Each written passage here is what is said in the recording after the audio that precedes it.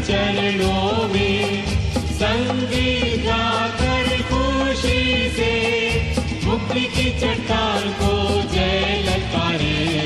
परम पिता की हम स्तुति गाएं, वो ही है जो बचाता हमें।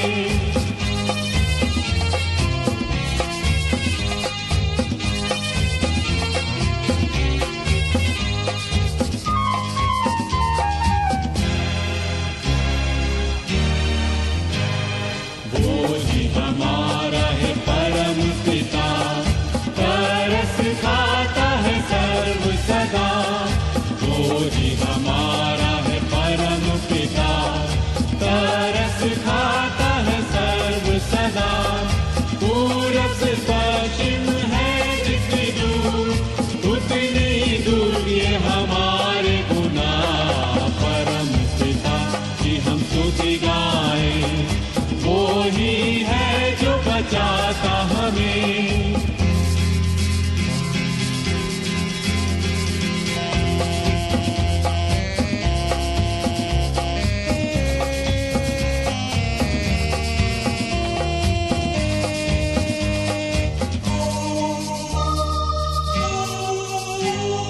माँ की तरह उसने दी तसल्ली, दुनिया के खतरों में छोड़ा नहीं। माँ की तरह उसने दी तसल्ली, दुनिया के खतरों में छोड़ा नहीं।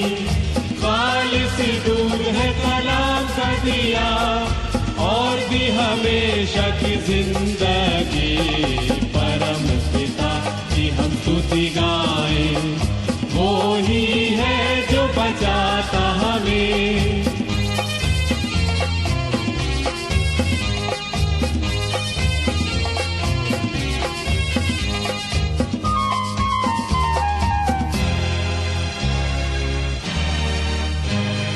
चरवाहे की मानिंद ढूंढा उसने, पापों की कील से निकाला हमें। चरवाहे की मानिंद ढूंढा उसने, पापों की कील से निकाला हमें। हमको बचाने को जान अपनी दी, ताकि हाथ में हम उसके रहें।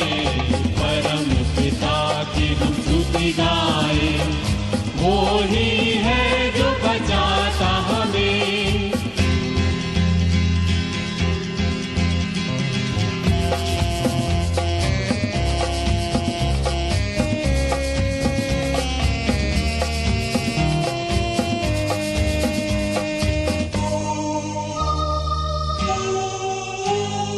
घोंसले को बार बार तोड़कर उसने चाहा किसी के हम उड़ना उसे। घोंसले को बार बार तोड़कर उसने चाहा किसी के हम उड़ना उसे। पारों पर उठाया उकाब की तरह, ताकि हमको चोट न लगे। परम पिता स्तुति गाए। वो ही है जो बचाता हमें, परम पिता की हम स्तुति गाए। वो ही है जो बचाता हमें। प्रभु यीशु क्रिस्त का अनुग्रह, परमेश्वर का प्रेम और पवित्र आत्मा की सहभागिता आप सबके साथ हो और आपके साथ भी हो। सर्वशक्तिमान परमेश्वर, आपके सम्मुख सबके हृदय खुले हैं, आप सबके अभिलाषाओं को जानते हैं और आपसे कोई भेद छिपा नहीं। अपने पवित्र आत्मा की प्रेरणा से हमारे हृदय के विचारों को शुद्ध कीजिए, ताकि हम आपसे पूर्ण रूप से प्रेम करें और योग्य रीति से आपके पवित्र नाम की स्तुति करें, हमारे प्रभु यीशु क्रिस्त के द्वारा। आमीन। स्वर्ग में परमेश्वर की महिमा और पृथ्वी पर उसके लोगों को शांति। हे प्रभु परमेश्वर, स्वर्गीय राजा, सर्वशक्तिमान पिता परमेश्वर, हम आपकी आराधना करते, आपको धन्यवाद देते और आपकी महिमा के कारण आपकी स्तुति करते हैं। हे प्रभु यीशु क्रिस्त, परमेश्वर पिता के इकलौते पुत्र, हे प्रभु परमेश्वर, हे परमेश्वर के मेमने, आप जगत का पाप उठा ले जाते हैं, हम पर दया कीजिए। आप पिता की दाहिनी ओर विराजमान हैं, हमारी प्रार्थना स्वीकार कीजिए, क्योंकि केवल आप ही पवित्र हैं, आप ही प्रभु हैं, आप ही यीशु क्रिस्त पवित्र आत्मा के साथ परमेश्वर पिता की महिमा में परम उच्च हैं। आमीन। आइए हम विशेष प्रार्थना करेंगे। हे सशक्तिमान परमेश्वर, हमारे स्वर्गीय पिता, आपका धन्य पुत्र प्रभु यीशु इस संसार के पारिवारिक जीवन में सहभागी हुए। हम आपसे प्रार्थना करते हैं कि उनकी उपस्थिति हमारे परिवार को दुख और सुख में समान रूप से प्रकाशित करे और हम एक दूसरे से बांध कर रखें और हम उन्हीं के निमित्त एक दूसरे की चिंता करें और एक दूसरे से प्रेम करें जिन्होंने हमसे प्रेम किया और हमारे लिए अपने प्राण दे दिए। उन्हीं उद्धारकर्ता प्रभु यीशु मसीह के लिए, जो आपके और पवित्र आत्मा के साथ एक परमेश्वर हैं और सदा सर्वदा जीवित और राज्य करते हैं। आमीन। हमारे सामने पवित्र शास्त्र के पाठ पढ़े जाएंगे।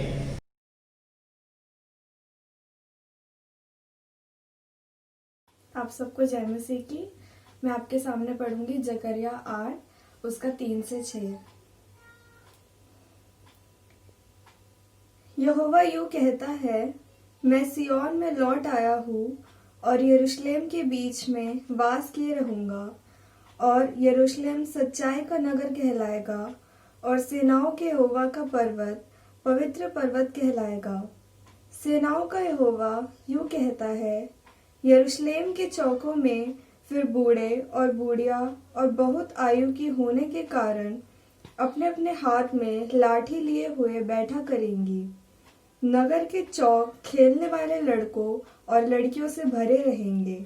सेनाओं का यहोवा यूं कहता है, चाहे उन दिनों में ये बात इन बचे हुओं की दृष्टि में अनोखी ठहरे, परंतु क्या मेरी दृष्टि में भी ये अनोखी ठहरेगी? सेनाओं के यहोवा की यही वाणी है। ये परमेश्वर का वचन है। परमेश्वर का धन्यवाद हो।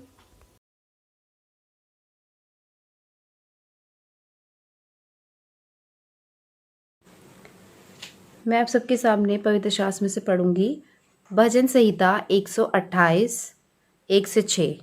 भजन संहिता 128 1 से 6। क्या ही धन्य है हर एक जो यहोवा का भय मानता है और उसके मार्गों पर चलता है। तू अपनी कमाई को निश्चय खाने पाएगा, तू धन्य होगा और तेरा भला ही होगा। तेरे घर के भीतर तेरी स्त्री फलवंत दाखलता सी होगी। तेरे मेज के चारों ओर तेरे बालक जलपाई के पौधे के से होंगे। सुन, जो पुरुष यहोवा का भय मानता हो वह ऐसी ही आशीष पाएगा। यहोवा तुझे सियोन से आशीष देवे और तू जीवन भर यरूशलेम का कुशल देखता रहे, वरन तू अपने नाती पोतों को भी देखने पाए। इज़राइल को शांति मिले।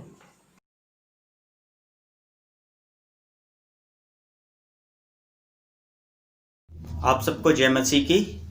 मैं परमेश्वर के वचन से पढ़ूंगा कुलुसियों 3 12 से 21 तक।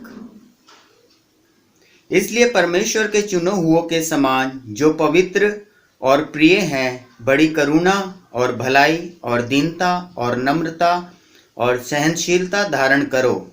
और यदि किसी पर दोष देने का कोई कारण हो तो एक दूसरे की सह लो और एक दूसरे के अपराध क्षमा करो, जैसे प्रभु ने तुम्हारे अपराध क्षमा किए, वैसे ही तुम भी करो। इन सब के ऊपर प्रेम को जो सिद्धता का कटिबंध है बांध लो। मसीह की शांति, जिसके लिए तुम एक देह होकर बुलाए भी गए हो, तुम्हारे हृदय में राज्य करे और तुम धन्यवादी बने रहो। मसीह के वचन को अपने हृदय में अधिकाई से बसने दो और सिद्ध ज्ञान सहित एक दूसरे को सिखाओ और चिताओ और अपने अपने मन में अनुग्रह के साथ परमेश्वर के लिए भजन और स्तुति गान और आत्मिक गीत गाओ। वचन में या काम में जो कुछ भी करो, सब प्रभु यीशु के नाम से करो और उसके द्वारा परमेश्वर पिता का धन्यवाद करो। हे पत्नियों, जैसा प्रभु में उचित है, वैसा ही अपने अपने पति के अधीन रहो। हे पतियों, अपने अपनी पत्नी से प्रेम रखो और उनसे कठोरता ना करो। हे बालकों, सब बातों में अपने माता पिता की आज्ञा का पालन करो, क्योंकि प्रभु इससे प्रसन्न होता है। हे बच्चे वालों, अपने बालकों को तंग ना करो और ना हो कि उनका साहस टूट जाए। यह परमेश्वर का वचन है। परमेश्वर का धन्यवाद हो। आइए हम सुसमाचार वचन में जाने से पहले एक गीत गाएं।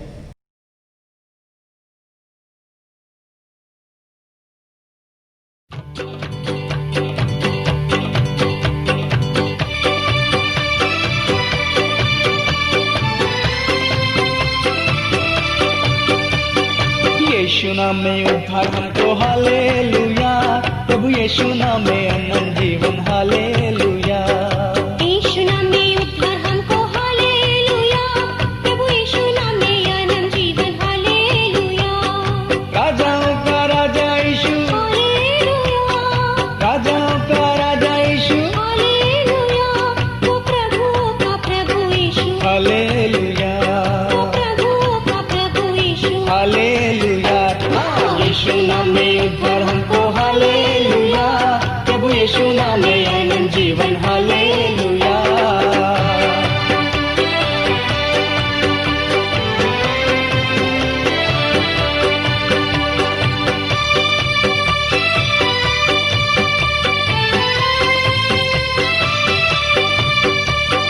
चंगा करने वाला यीशु, हालेलुया, ओ चंगा करने वाला यीशु हालेलुया, छुटकारा देने वाला यीशु हालेलुया छुटकारा देने वाला यीशु हालेलुया। यीशु नाम में उद्धार हमको हालेलुया, प्रभु यीशु नाम में अनंत जीवन हालेलुया।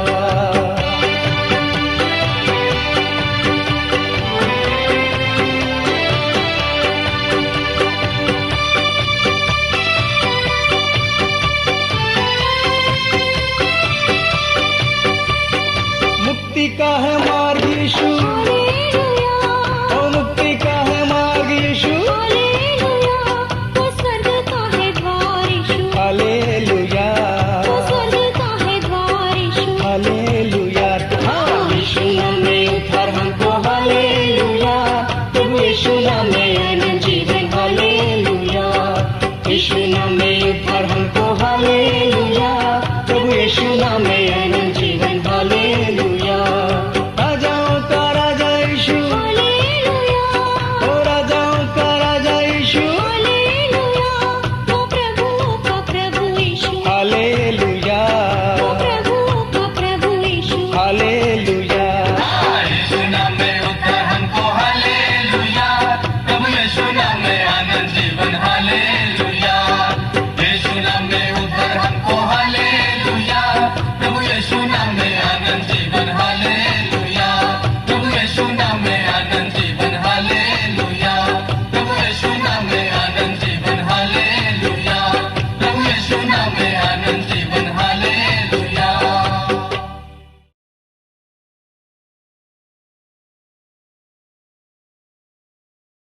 आज के मनन के लिए जो सुसमाचार का हिस्सा लिया गया है वो पाया जाता है लूका उसका दूसरा अध्याय और उसकी 22 आयत से 40 आयत तक। लूका उसका दूसरा अध्याय और उसकी 22 आयत से 40 आयत तक। हे प्रभु क्रिस्त, आपकी महिमा हो।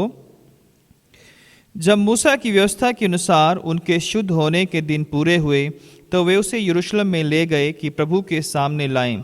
जैसा कि प्रभु की व्यवस्था में लिखा है, हर एक पेलौठा प्रभु के लिए पवित्र ठहरेगा। और प्रभु की व्यवस्था के वचन के अनुसार पंडुकों का एक जोड़ा या कबूतर के 2 बच्चे लाकर बलिदान करें। यरूशलेम में शमौन नामक एक मनुष्य था और वह मनुष्य धर्मी और भगत था और इस्राएल की शांति की बाट जोह रहा था। और पवित्र आत्मा उस पर था और पवित्र आत्मा द्वारा उस पर प्रकट हुआ था कि जब तक प्रभु के मसीह को देख ना लेगा तब तक मृत्यु को ना देखेगा। वह आत्मा के सिखाने से मंदिर में आया और जब माता पिता उस बालक यीशु को भीतर लाए कि उसके लिए व्यवस्था की रीति के अनुसार करें, तो उसने उसे अपनी गोद में लिया और परमेश्वर का धन्यवाद करके कहा, हे स्वामी, अब तू अपने दास को अपने वचन के अनुसार शांति से विदा करता है, क्योंकि मेरी आंखों ने तेरे उद्धार को देख लिया है, जिसे तूने सब देशों के लोगों के सामने तैयार किया है, कि वह अन्य जातियों को प्रकाश देने के लिए ज्योति और तेरे निज लोग इस्राएल की महिमा हो। उसका पिता और उसकी माता इन बातों से जो उसके विषय में कही जाती थी आश्चर्य करते थे। तब शमौन ने उनको आशीष देकर उसकी माता मरियम से कहा, देख, वह तो इस्राएल में बहुतों के गिरने और उठने के लिए और एक ऐसा चिन्ह होने के लिए ठहराया गया है जिसके विरोध में बातें की जाएंगी, वरन तेरा प्राण भी तलवार से वार पार छिद जाएगा। इससे बहुत हृदयों के विचार प्रकट होंगे। आशेर के गोत्र में से हन्ना नामक फनुएल की बेटी एक भविष्यद्वक्तिन थी। वह बहुत बूढ़ी थी और विवाह होने के बाद 7 वर्ष अपने पति के साथ रह पाई थी। वह 84 वर्ष से विधवा थी और मंदिर को नहीं छोड़ती थी, पर उपवास और प्रार्थना करके रात दिन उपासना किया करती थी। और वह उस घड़ी वहां आकर प्रभु को धन्यवाद करने लगी और उन सबों से जो यरूशलेम के छुटकारे की बाट जोहते थे उस बालक के विषय में बातें करने लगी। जब वे प्रभु की व्यवस्था के अनुसार सब कुछ पूरा कर चुके तो गलील में अपने नगर नासरत को फिर चले गए। और बालक बढ़ता और बलवंत होता और बुद्धि से परिपूर्ण होता गया और परमेश्वर का अनुग्रह उस पर था। ये प्रभु क्रिस्त का शुभ समाचार है। आमीन। प्रभु यीशु मसीह के नाम में एक बार फिर से आप सबों को जय मसीह की। परमेश्वर का हम धन्यवाद करते हैं कि ये क्रिसमस हम सब के लिए बहुत ही आशीषित रहा, आनंदित रहा, आनंद से परिपूर्ण रहा। प्रभु की स्तुति हो। आज क्रिसमस के बाद पहला संडे है, संडे आफ्टर क्रिसमस, और आज का जो थीम है फैमिली लाइफ, पारिवारिक जीवन। और इसके जो आज हमने वचन के हिस्से, बाइबल के हिस्से जो हमने पढ़े, जकरिया 8:3-6 और भजन संहिता 128, कुलसियों 3:12 से 21, लूका 2 और 22 से 40 आयत तक। तो प्रभु यीशु मसीह का जो परिवार था वो इस दिन जो है, जब हम फैमिली संडे मनाते हैं, उस दिन प्रभु यीशु मसीह को लेकर वो मंदिर में गए थे, उसको याद करते हुए ना। वो सेम डे तो नहीं है, लेकिन उसको याद करते हुए हम इस संडे को, फैमिली संडे को मनाते हैं। परमेश्वर ने मनुष्य को एक सामाजिक प्राणी बनाया है। परिवार समाज की एक महत्वपूर्ण इकाई है और बिना परिवार के कोई भी व्यक्ति खुशहाल जीवन जी नहीं सकता है ना। उसका परिवार होना चाहिए, उसी परिवार में वो आनंद से, खुशहाली से जी सकता है। बहुत कम लोग होंगे जो परिवार के बिना भी आनंद के साथ या बड़ी अच्छे से अपना जीवन जी रहे हैं। बहुत कम लोग होंगे, लेकिन ज़्यादातर जो लोग हैं, अधिकतर मैक्सिमम लोग हैं, वो परिवार में रहकर अपने जीवन को जीते हैं। और परिवार ही है जो बच्चों के पालन पोषण में, बड़ों की देखभाल में, आपसी प्रेम में, आपसी सहयोग में, आपसी भाईचारे में, और जो भी हमारे सांसारिक जिम्मेवारी हैं उनको निभाने में पीढ़ी से पीढ़ी आगे एक दूसरे के लिए एक शिक्षा का कारण होता है, एक दूसरे के लिए एक सीखने का कारण होता है कि किस तरह से हम उस परंपरा को आगे बढ़ाते हैं। तो प्रभु ने हमें परिवारों में रखा है। आदम को जब बनाया तो परमेश्वर ने जो है उसके लिए एक परिवार का इंतजाम किया और उसको हवा के रूप में उसकी पत्नी दी। उसके बाद उन्हें संतान दी और एक परिवार बना, और उस परिवार से ही सारी सृष्टि का निर्माण हुआ। प्रभु यीशु मसीह को भी भेजने के लिए परमेश्वर ने एक परिवार का इंतजाम किया था। जैसे आदम और हवा को सृष्टि में भेजा एक परिवार के रूप में, उसी तरह परमेश्वर ने प्रभु यीशु मसीह को संसार में भेजने के लिए मरियम और यूसुफ का जो परिवार है, जो बनने वाला था, उसको चुना। और प्रभु यीशु मसीह के गर्भ में आने के बाद वो परिवार बना। एक वो लोग जो है जिनकी मंगनी हो चुकी थी, वो फिर एक छत के नीचे रहने लगे। अब तक वो अलग अलग रहते थे, क्योंकि स्वर्गदूतों ने मरियम को, यूसुफ को बताया था कि किस तरह से उन्हें परमेश्वर के ओर से जो है पुत्र होगा और वो सारे संसार का उद्धार करता होगा। तो उसके बाद हम देखते हैं कि प्रभु यीशु मसीह को लूका 2:22-40 में हम देखते हैं कि उन्हें यरूशलेम में मंदिर में ले जाया गया था। और अगर हम लेवी व्यवस्था 12 अध्याय पढ़ते हैं और 1 से 8 आयत को पढ़ते हैं, तो वहाँ पर बताया गया है कि यदि कोई स्त्री किसी बच्चे को जन्म देती है, अगर वो लड़की को जन्म देती है या वो लड़के को जन्म देती है, तो उन्हें कितने दिन तक अशुद्ध रहना पड़ता था। और शुद्ध होने के बाद वो मंदिर में भेंट के लिए आते थे। अगर कोई स्त्री जो है लड़की को जन्म देती थी, तो वो 80 दिन जो है वो उसका शुद्धिकरण का समय था जो है। और यदि वो जो है लड़के को जन्म देती थी, तो 40 दिन तक जो है उसका शुद्धिकरण का दिन था। 8वें दिन जो खतना होता था बच्चे का, और उसके बाद 33 दिन जो है और शुद्धिकरण के माने जाते थे। 7 दिन के बाद 8वें दिन खतना, उसके बाद तो ये पूरे 40 दिन जो है अशुद्ध माना जाता था। और उसके बाद शुद्ध होने के बाद तो जो पति पत्नी है वो अपने बच्चे को लेकर वो मंदिर में आते थे। उसी परंपरा के अनुसार जो व्यवस्था में ठहराई गई थी, लूका 2 अध्याय में हम 22 से लेकर और 40 आयत तक देखते हैं कि प्रभु यीशु मसीह को मरियम और यूसुफ जो है वो मंदिर में लेकर आते हैं। और उस मंदिर में उन्हें शमौन और हन्ना नामक परमेश्वर के दास दासी मिलते हैं और वो उनके लिए भविष्यवाणियां करते हैं। तो इस वचन के हिस्सों में हम देखते हैं कि 22 में कि और जब मूसा की व्यवस्था के अनुसार उनके शुद्ध होने के दिन पूरे हुए, तो वे उसे यरूशलेम में ले गए और कि प्रभु के सामने लाए, जैसा कि प्रभु की व्यवस्था में लिखा है कि हर एक पहलौठा प्रभु के लिए पवित्र ठहरेगा। और प्रभु की व्यवस्था के वचन के अनुसार पंडुकों का एक जोड़ा या कबूतर के 2 बच्चे लाकर बलिदान करेंगे। तो उन्होंने भी जो है वो कबूतर और जो पंडुक हैं उनका जोड़ा बलिदान किया, क्योंकि मरियम और यूसुफ एक गरीब परिवार था जो है, उनके पास बहुत सारे प्रॉपर्टी या पैसे या संसाधन नहीं थे, इसलिए गरीब परिवार था। तो आइए हम और इसको जो है संक्षिप्त में जो है कुछ बातों पर हम गौर करते हैं। तो इस परिवार, जैसा मैंने बताया कि परिवार बहुत ही महत्वपूर्ण है किसी के जीवन में के लिए भी, इसीलिए यीशु मसीह के जीवन में भी परिवार का बहुत बड़ा महत्व था। और इसलिए परमेश्वर ने उन्हें परिवार में भेजा ताकि वो एक अच्छे परिवार में रहें और एक अच्छे परिवार से अच्छी शिक्षाओं को वो ग्रहण कर सकें। माता पिता की जो शिक्षाएं हैं ये एक एग्जाम्पलरी है हमारे लिए जो है, ताकि जो है कि हम उसको फॉलो कर सकें कि किस तरह हमें एक अच्छे परिवार में रहकर या अच्छे परिवार बनकर हमें अपने बच्चों का पालन पोषण करना है। तो यहाँ पर हम एक चीज़ देखते हैं कि जो मरियम और यूसुफ थे वो गरीब थे, परंतु उनके पास एक बहुमूल्य चीज़ थी, वो यीशु था। Mary and Joseph were poor but they had Jesus with them. Mariyam और यूसुफ गरीब थे, इसलिए उन्होंने कबूतर या पंडुकों के 2 बच्चों को अर्पित किया था होम बलि या पाप बलि के लिए जो है, धन्यवाद के लिए उन्होंने इनको अर्पित किया।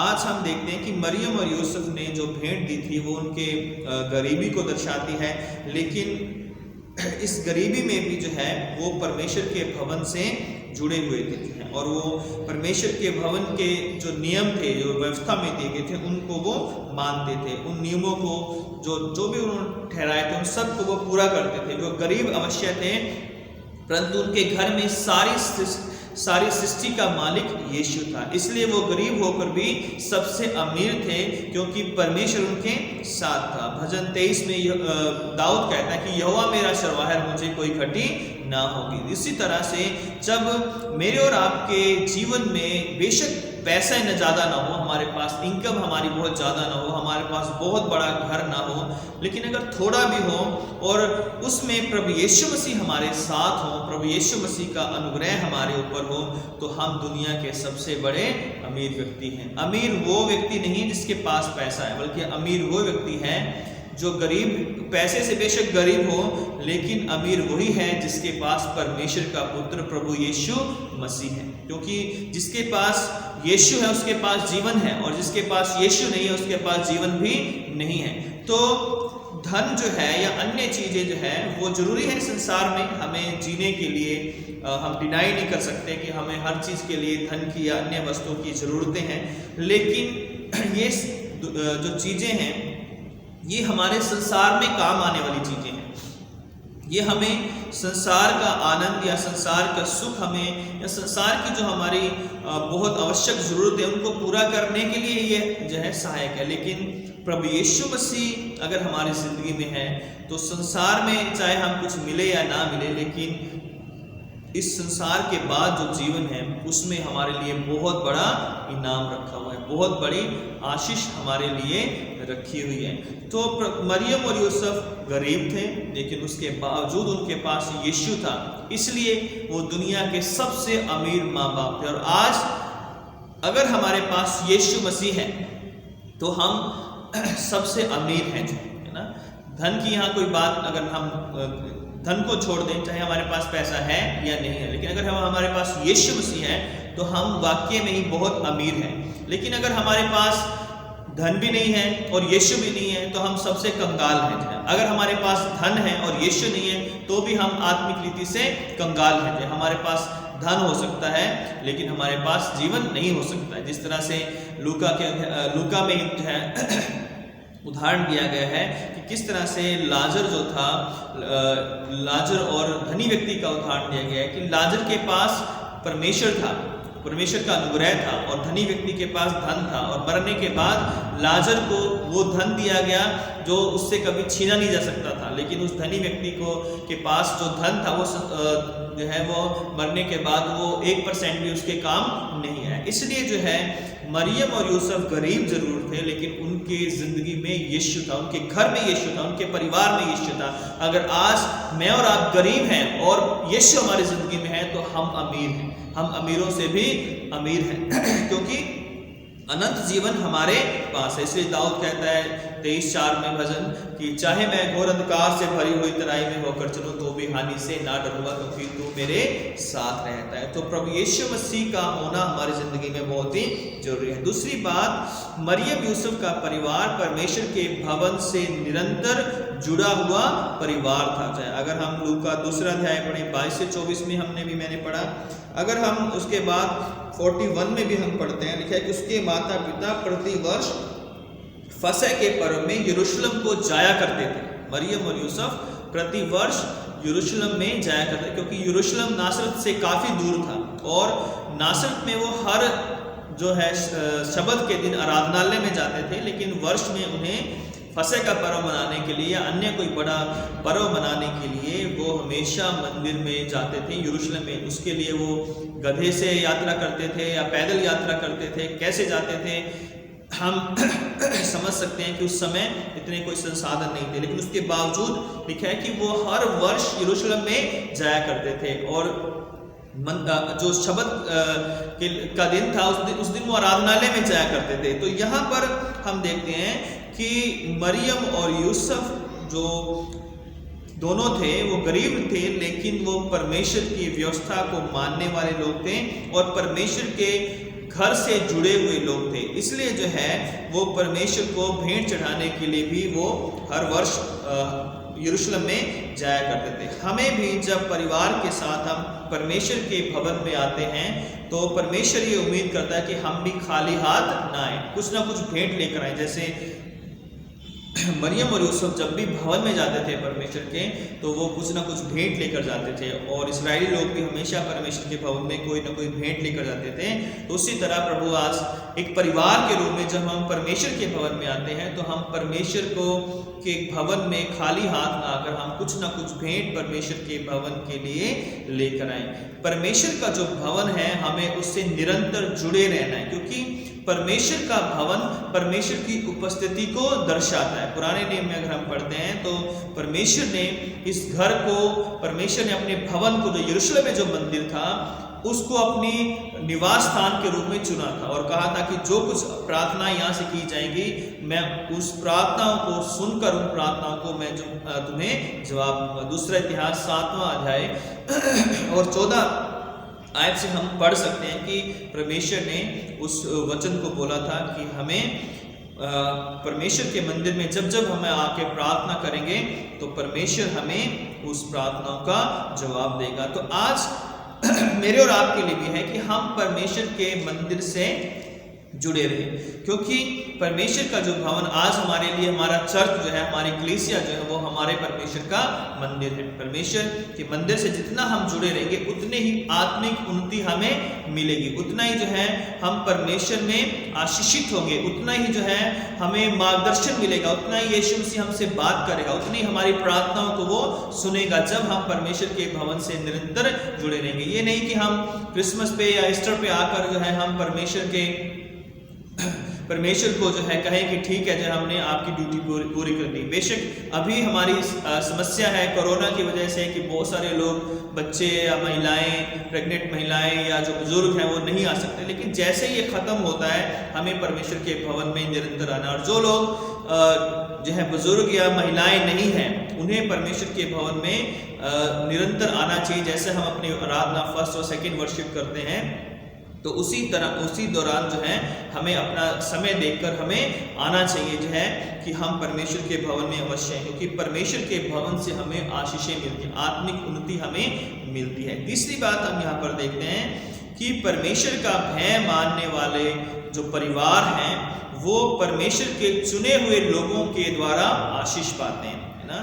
जब मरियम और यूसुफ यीशु मसीह को लेकर मंदिर में गए, तो वहाँ शमौन नामक का व्यक्ति उन्हें मिला, वहाँ एक हन्ना नाम की स्त्री वहाँ पर मिली, और हन्ना तो जो थी 84 साल से वो परमेश्वर के भवन में ही थी, वहीं पे वो सेवा करती थी, और शमौन जो था वो परमेश्वर के भवन में निरंतर आता था, और आत्मा ने उससे अगुवाई की कि आज यीशु मसीह वहाँ पर आने वाले हैं, तो आप वहाँ पर जाओ। और उन्हें बताया गया था कि जब तक तुम यीशु मसीह को नहीं देखोगे अपनी आंखों से, तब तक जो है तुम मृत्यु को प्राप्त नहीं होगे। तब उसने यीशु मसीह को देखा, उसने उसे गोद में लिया, परमेश्वर का धन्यवाद किया, और तब उसने कहा कि अब अपने दास को शांति से विदा कर दे। तो उसके बाद उसने मरियम और यूसुफ के लिए, प्रभु यीशु मसीह के लिए भविष्यवाणियां भी की है, और जो वचन उसने कहे थे, वो वचन बाद में हम देखते हैं कि प्रभु यीशु मसीह और मरियम की ज़िंदगी में, यूसुफ की ज़िंदगी में वो पूरे भी हुए हैं। और इसी तरह हन्ना ने भी प्रभु यीशु मसीह के बारे में जो है लोगों से चर्चा की, वहाँ पर बात की, जो परमेश्वर के भवन में वहाँ पर आए थे। तो ये बात हमें ये सिखाती है कि परमेश्वर के जो चुने हुए लोग हैं, वो जो कुछ भी आपको सिखाते हैं, वो परमेश्वर उनके द्वारा आपको आशीष देता है, उसके द्वारा आपको चेतावनी देता है, उसके द्वारा आपको उपदेश देता है, उसके द्वारा आप लोगों को सिद्ध करता है कि किस तरह हम अंश अंश करके प्रभु के वचनों को सुनने के द्वारा, सीखने के द्वारा हमें परमेश्वर के भवन में बने रहकर हमें आगे बढ़ना है। इसलिए परमेश्वर के जो चुने हुए दास दासियां होते हैं, वो बहुत ही महत्वपूर्ण होते हैं। वो बाइबल में लिखा है कि वो दोगुने आदर के योग्य होते हैं। क्यों? क्योंकि वो हमें जीवन का मार्ग बताते हैं, वो हमें परमेश्वर के पास लेकर जाने की शिक्षा देते हैं कि हमें परमेश्वर के पास जाना है। हमें ऐसे लोगों का आदर करना चाहिए जो हमारे लिए प्रार्थना करते हैं, जो हमें वचन सुनाते हैं, जो हमें आत्मिक रीति से हमारी अगुवाई करते हैं ना।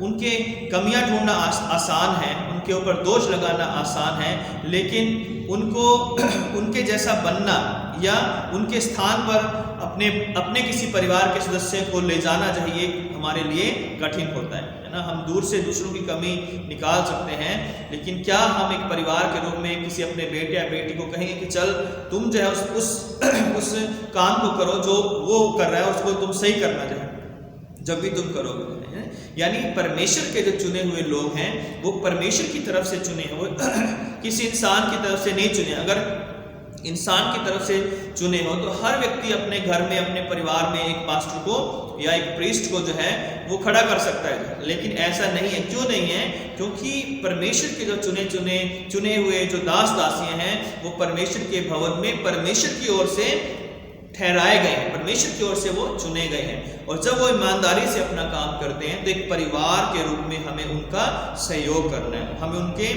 सहायता करनी है, हमें उनकी ज़रूरतों का ध्यान रखना है। हमें कभी कभी हमें उन्हें जो है समझाने के अलावा जो है समझाने के लिए तो बहुत लगाते हैं, कई बार हम उनकी जो है सहायता करनी है, उनकी प्रशंसा करनी है उनके कामों के लिए। निंदा करना बड़ा आसान है लेकिन किसी की प्रशंसा करना बड़ा कठिन है। तो यहाँ पर हम देखते हैं कि शमौन और हन्ना ने जो कुछ बोला जो है शमौन ने वो उनकी ज़िंदगी में पूरा हुआ। जब हन्ना पुराने नियम में शमूएल की मदर हन्ना जो है मंदिर में आई तो जो कुछ शमूएल के विषय में या जो कुछ हन्ना के विषय में जो है एली ने कहा था कि देख जो है अगले साल तेरे एक बेटा उत्पन्न होगा जो है ना, और हन्ना ने उसका नाम शमूएल रखा था जो है। तो वो बेटा जो है एली ने जब बोला कि तेरे बेटा होगा तो हन्ना की जिंदगी में वो वचन पूरा हुआ जो है। अब्राहम ने, इसहाक ने, याकूब ने जो वचन अपने बच्चों के लिए बोले जो है या दूसरों के लिए बोले जो है तो वो वचन उनकी जिंदगी में पूरे हो गए। इसी तरह जब परमेश्वर के चुने हुए लोग आपके लिए आशीष मांगते हैं परमेश्वर के भवन से तो आपके घरों में, आपके परिवारों में, आपके बच्चों में आशीष आती है ना। और इसीलिए जो है हमें उनका आदर करना है कि उनके द्वारा, उनके माध्यम से जो है वो कुछ नहीं हो सकते, बेशक वो भी इंसान है, लेकिन उनके द्वारा परमेश्वर आप तक आशीषों को पहुंचा रहा है ना। आपके घर में, आपके परिवार में, आपके बच्चों के जीवन में जो है वो कार्य कर रहा है, जो है उन्हें वो शिक्षा दे रहा है, जो प्रभु के वचन की शिक्षा जो आप उन्हें नहीं दे सकते वो परमेश्वर के भवन से उन्हें मिलती है। इसलिए जो है जैसे मरियम और यूसुफ जो है वहाँ पर गए तो उन्होंने जो है हन्ना और शमौन के हाथों में प्रभु यीशु मसीह को सौंपा और उन्होंने भविष्यवाणियाँ की और वह भविष्यवाणी उनके लिए पूरी। उसी तरह मैं ये कहना चाहता हूँ कि एक परिवार वही अच्छा परिवार है जो परमेश्वर के लोगों का आदर करता है, परमेश्वर के लोगों के इसका सहयोग करता है, वही एक अच्छा परिवार है। क्योंकि यदि एक परिवार के रूप में हम अपने बच्चों को सिखाएंगे कि हमें परमेश्वर के भवन का, परमेश्वर की कलीसिया का, परमेश्वर के दास दासियों का, चाहे कोई भी क्यों ना हो जाए, उनका आदर करना है, तभी वो आदर करेंगे। और अगर हम परिवार के लोग आदर नहीं करेंगे तो हमारे बच्चे भी कभी परमेश्वर के दासों का आदर नहीं करेंगे। और यदि हम परमेश्वर के दासों का आदर नहीं करेंगे तो परमेश्वर पिता जो है अपने बच्चों का निरादर जो लोग करेंगे परमेश्वर जो है उनको अपने आप ही उनका बदला देगा। तो प्रभु जो है हमारी सहायता करे कि एक परिवार के रूप में हमें अपने जीवन में यीशु को लाना बहुत ही ज़रूरी है। अगर हमारे पास अच्छा सब कुछ है, अगर यीशु नहीं है तो हम सबसे गरीब हैं। अगर यीशु मसीह हमारी ज़िंदगी में है तो हम सबसे धनी व्यक्ति हैं। और हमें अपने परमेश्वर के भवन से, जो भवन हमें ठहराया गया है, जो हमें कलीसिया ठहराई गई है, उसमें हमें जुड़े रहना है। तीसरी बात जो है कि हमें परमेश्वर के लोगों का आदर करना है, क्योंकि वो आपके लिए प्रार्थना करते हैं, वो आपके लिए आशीष मांगते हैं और वो लोग परमेश्वर के द्वारा आपके लिए ठहराए गए हैं, चुने गए हैं। जो भी समय आपकी कलीसिया में या दिया जाता है तो वो आपके लिए ठहराए गए हैं कि ये समय ये व्यक्ति परमेश्वर की सेवा इस कलीसिया में देगा जो। तो प्रभु इन वचनों के द्वारा आप सबों की सहायता करें कि हम एक परिवार के रूप में प्रभु से जुड़े रहें, प्रभु के लोगों से की सेवा करें, उनका सम्मान करें। यदि हम उन्हें अच्छा नहीं कह सकते तो हम उन्हें बुरा भी ना कहें और परमेश्वर के भवन से हम निरंतर जुड़े रहें। प्रभु इन वचनों के द्वारा आपको आशीष दें, तभी हमारा जो परिवार है एक अच्छा परिवार बनेगा और अच्छे परिवार अच्छी कलीसिया का निर्माण करते हैं और अच्छी कलीसिया एक अच्छे समाज का, एक अच्छे देश का निर्माण करती है। तो शुरू कहाँ से होगा? अपने परिवार से। आपके परिवारों को परमेश्वर बहुत बहुत आशीष दे। आइए प्रार्थना करें। प्यारे खुदावंद यीशु मसीह, आपके नाम की महिमा स्तुति धन्यवाद करते हैं पिता परमेश्वर इस समय के लिए जो आपने हमें दिया है। पिता परमेश्वर होने दें कि आपकी महिमा हमारे जीवन से हमेशा होती रहे। एक परिवार के रूप में हम निरंतर आपके भवन से जुड़े रहें, आपकी सेवा करें, आपकी आराधना करें। और हे यीशु, आप हमारे परिवार में हमेशा बने रहें, ऐसी हम आपसे प्रार्थना करते हैं। सब लोगों को आप आशीष बरकत दीजिए, यीशु क्रिस्त के नाम से मांगते हैं, आमीन। आइए हम निकाया का विश्वास वचन एक साथ बोलेंगे। हम एक परमेश्वर सर्वशक्तिमान पिता पर विश्वास करते हैं। वह स्वर्ग और पृथ्वी का और समस्त दृश्य एवं अदृश्य वस्तुओं का करता है। हम एक प्रभु यीशु क्रिस्त पर विश्वास करते हैं। वह परमेश्वर का एकलौता पुत्र, सर्वयुगों से पहले पिता से उत्पन्न, परमेश्वर से परमेश्वर, ज्योति से ज्योति, सत्य परमेश्वर से सत्य परमेश्वर, कृत नहीं वरन उत्पन्न है। उनका और पिता का तत्व एक है। उन्हीं के द्वारा सब वस्तुएं बनी। हम मनुष्यों के लिए और हमारे उद्धार के निमित्त वह स्वर्ग से उतर आए। पवित्र आत्मा की सामर्थ्य से वह कुआरी मरियम से जन्मे और मनुष्य बने।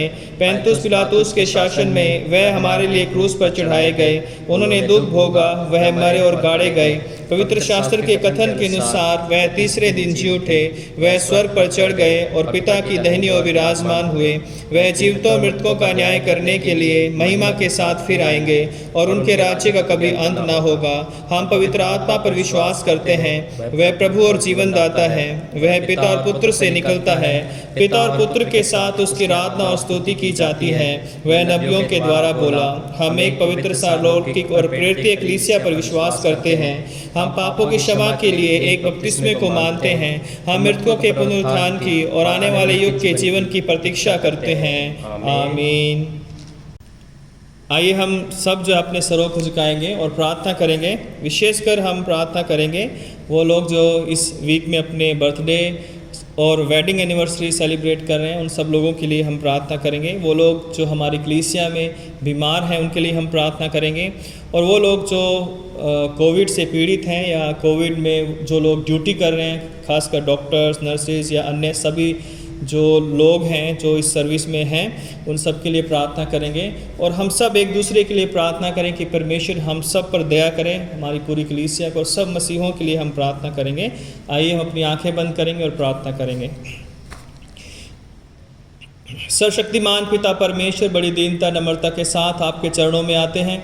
आपका धन्यवाद करते हैं जीवन की सारी आशाओं के लिए। अब तक आपने हमें संभाला है, आपका धन्यवाद करते हैं। प्यारे खुदावंद, इस महामारी में भी प्रभु आपने अब तक हमें सुरक्षित रखा है, बचाए रखा है। आपका धन्यवाद करते हैं।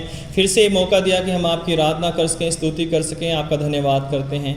हे प्रभु, विशेषकर हम इस वक्त हम प्रार्थना करते हैं जो लोग भी इस वीक में पिता परमेश्वर अपना बर्थडे सेलिब्रेट कर रहे हैं, वो लोग जो अपनी वेडिंग एनिवर्सरी सेलिब्रेट कर रहे हैं, उन सब के लिए हम प्रार्थना करते हैं। आपका अनुग्रह उन पर हो, आपका पवित्र आत्मा उन पर दया करें मेरे पिता परमेश्वर। प्यारे खुदा, उनकी आयु को लंबी करना पिता परमेश्वर। जो लोग अपने बर्थडे सेलिब्रेट कर रहे हैं मेरे पिता, उनके घरों को, परिवारों को आप आशीषित करना। जो लोग अपनी सालगिरह मनाते हैं उनको भी आप ब्लेस करना, उनके पारिवारिक जीवन को, बच्चों को पिता, काम काज को ब्लेस करना मेरे पिता। जो लोग हमारी कलीसिया में बीमार हैं मेरे पिता परमेश्वर, उनके लिए प्रार्थना करते हैं मेरे पिता। या जो लोग भी इस वर्शिप को देख रहे हैं, यदि कोई बीमार है, यीशु मसीह के नाम से हम उसके लिए प्रार्थना करते हैं। आपकी सामर्थ्य इसी वक्त उन्हें छुए और चंगा करे। हर एक बीमारी को यीशु नासरी के नाम से हम डांटते हैं और हर एक शराब को तोड़ देते हैं और आपकी आशीष हम मांग लेते हैं मेरे पिता परमेश्वर। हम प्रार्थना करते हैं प्यारे खुदा, जो लोग भी कोरोना से अभी तक पीड़ित हैं पिता परमेश्वर, या पिता परमेश्वर बीमार हैं, उन सब पर दया कीजिए। सब बीमारों को आप चंगा कीजिए।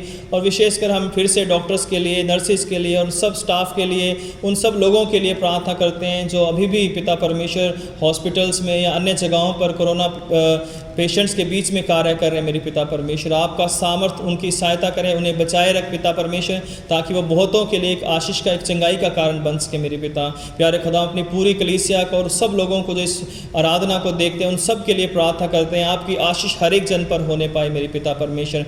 धन्यवाद करते हैं, आपने हमारी प्रार्थना को सुना है। हमारे देश पर दया कीजिए, हमारे प्रधानमंत्री, हमारे राष्ट्रपति और हमारे पूरे देश पर आपकी दया, आपकी करुणा बनी रहे। और इस पूरे दिल्ली शहर पर आपकी आशीष बनी रहे।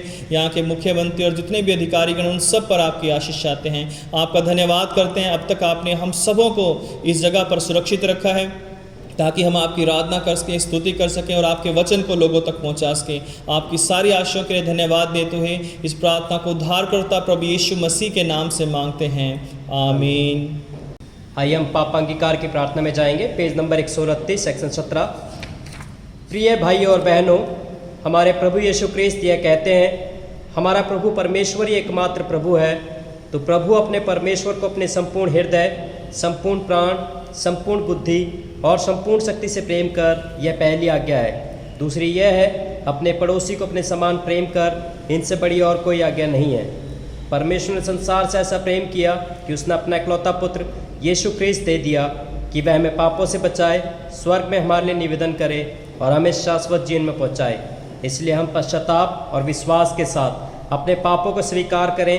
हम परमेश्वर की कृपा से उसकी आज्ञाओं का पालन करने का और सब लोगों के साथ मेल मिलाप और प्रेम से रहने का पक्का संकल्प करें। हे सर्वशक्तिमान परमेश्वर, हमारे स्वर्गीय पिता, हमने मन, वचन और कर्म से आपके विरुद्ध और एक दूसरे के विरुद्ध पाप किया है। हमने अपनी अज्ञानता और दुर्बलता के कारण और जानबूझकर भी बुराई की है और भलाई करने में असफल रहे हैं। इन सब पापों के लिए हम सचमुच दुखी हैं और अंतःकरण से पश्चाताप करते हैं। आपके पुत्र यीशु ख्रिस्त ने हमारे लिए अपने प्राण दिए। उन्हीं के कारण हमने जो पाप किए हैं उनको क्षमा कीजिए और ये वर दीजिए कि भविष्य में हम नया जीवन पाकर सदा आपकी सेवा करें, ताकि आपके पवित्र नाम की महिमा हो। आमीन। सर्वशक्तिमान परमेश्वर उन सबको क्षमा करता है जो एक दूसरे को क्षमा करते और सच्चा पश्चाताप करते हैं। वे आप सब पर दया करे, आप सबके पापों को क्षमा करे और उनसे आपको छुटकारा दे, सब भले कामों में आपको स्थिर और सबल करे और शाश्वत जीवन में बनाए रखे, हमारे प्रभु यीशु ख्रिस्त के द्वारा। आमीन। परमेश्वर का धन्यवाद हो। हम सब मिलकर मसीह की देह हैं। हम सब ने एक आत्मा के द्वारा एक देह में बपतिस्मा लिया है। हम ऐसे कार्यों में संलग्न रहे जिनसे शांति मिलती और एक दूसरे का निर्माण होता है। प्रभु की शांति सदा आपके साथ रहे और आपके साथ भी रहे। प्रभु यीशु मसीह के नाम में एक बार फिर से आप सबों को जय मसीह की।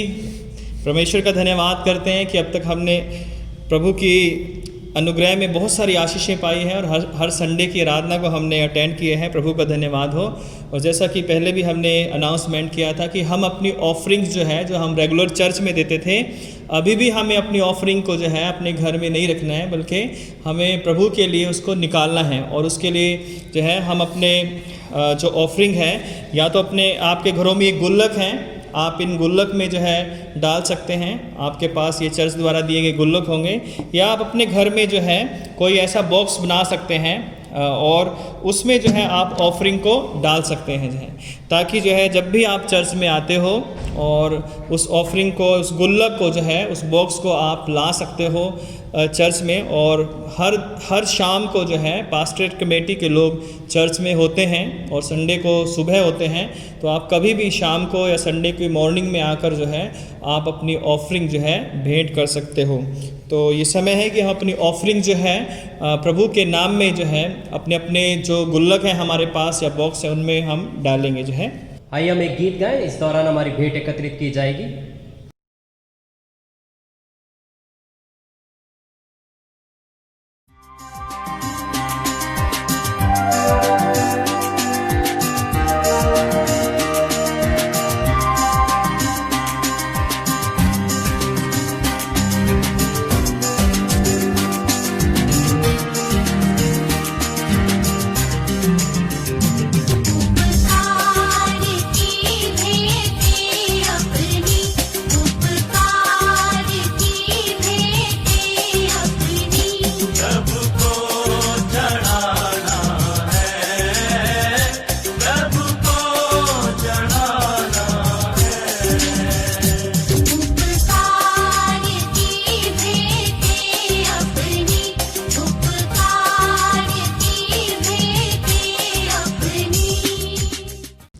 आइए हम इस भेंट को और इसके साथ अपने आप को भी परमेश्वर की महिमा और सेवा के लिए अर्पित करें।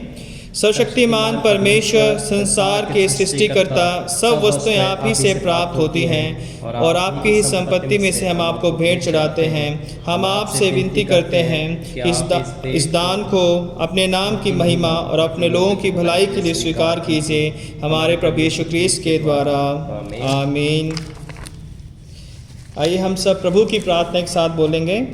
हे हमारे स्वर्गीय पिता, आपका नाम पवित्र माना जाए, आपका राज्य आए, आपकी इच्छा जैसे स्वर्ग में पूरी होती है वैसे पृथ्वी पर भी पूरी हो। आप हमारे दिन भर की रोटी आज हमें दीजिए। आप हमारे अपराधों को क्षमा कीजिए जैसा हमने अपने अपराधियों को क्षमा किया है। आप हमें परीक्षा में मत डालिए परंतु बुराई से बचा लीजिए, क्योंकि राज्य, पराक्रम और महिमा अब और सदा सर्वदा आपके ही हैं। आमीन। परमेश्वर की शांति जो सारी समझ से परे है परमेश्वर के और उसके पुत्र हमारे प्रभु यीशु क्रिस्त के ज्ञान और प्रेम में आपके हृदय और विचारों को सुरक्षित रखे और सर्वशक्तिमान परमेश्वर पिता, पुत्र और पवित्र आत्मा की आशीष आप पर हो और आपके साथ सदा सर्वदा बनी रहे। आमीन। शांति से पूर्ण होकर जाओ, प्रभु से प्रेम करो और उसकी सेवा में लगे रहो। मसीह क्रिस्त के नाम में आमीन।